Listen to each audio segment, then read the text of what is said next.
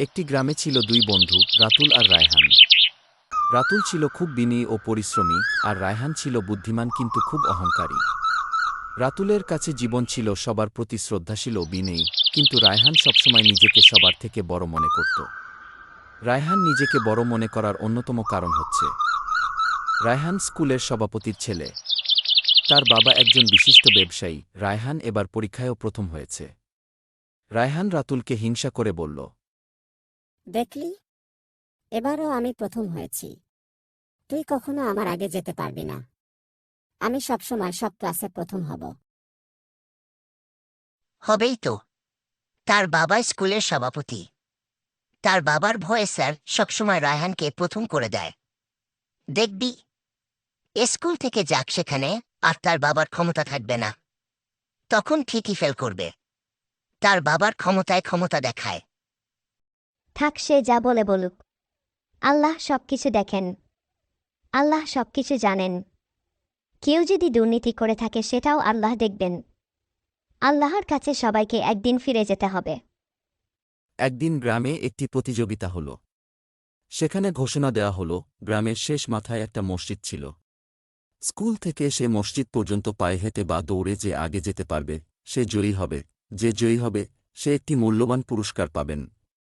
রাতুল ও রায়হান দুজনেই প্রতিযোগিতায় অংশ নিল। রায়হান ভাবল, আমি তো রাতুলের থেকে অনেক বেশি শক্তিশালী আর বুদ্ধিমান। আমি সহজেই জিতব। অন্যদিকে রাতুল প্রতিযোগিতাকে নিজের প্রতিভা যাচাইয়ের একটি সুযোগ হিসেবে নিল। প্রতিযোগিতা শুরু হল।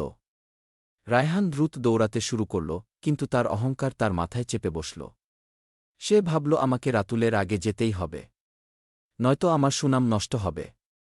এই ভেবে সে সহজ পথে না গিয়ে, অর্থাৎ যে পথ দিয়ে মানুষ সাধারণত আসা যাওয়া করে, সে পথে না গিয়ে কঠিন ও বিপজ্জনক একটি শর্টকাট রাস্তা ধরল।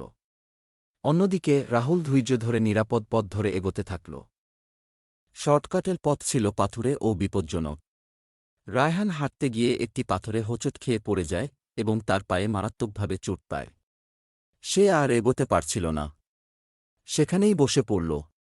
ততক্ষণে রাতুল জিতে যায়। রাতুল চিন্তা করল, রায়হান কোথায়? তাকে তো কোথাও দেখছি না। রাতুল রায়হানকে খুঁজতে খুঁজতে সেখানে এসে পৌঁছায়।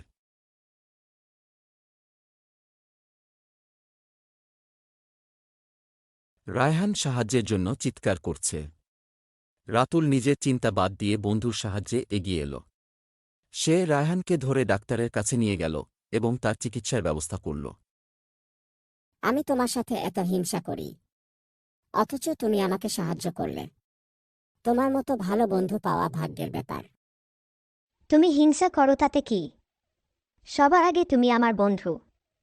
তোমাকে সাহায্য করব না তা কি হয়?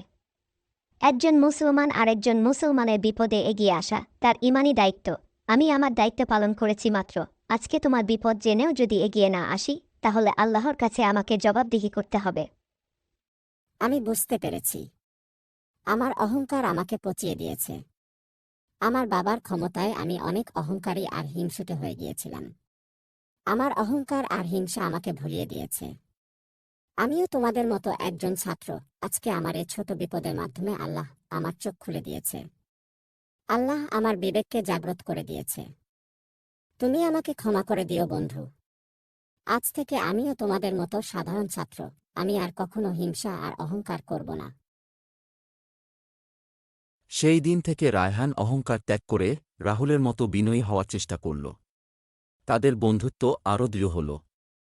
এ গল্পের দ্বারা আমরা বুঝতে পারলাম, হিংসা ও অহংকার মানুষকে দূরে ঠেলে দেয়, আর বিনয় ও সহমর্মিতা সম্পর্ককে শক্তিশালী করে। ভিডিওটি ভালো লেগে থাকলে এইরকম আরও ভালো ভিডিও পেতে চ্যানেলটি সাবস্ক্রাইব করে দিও।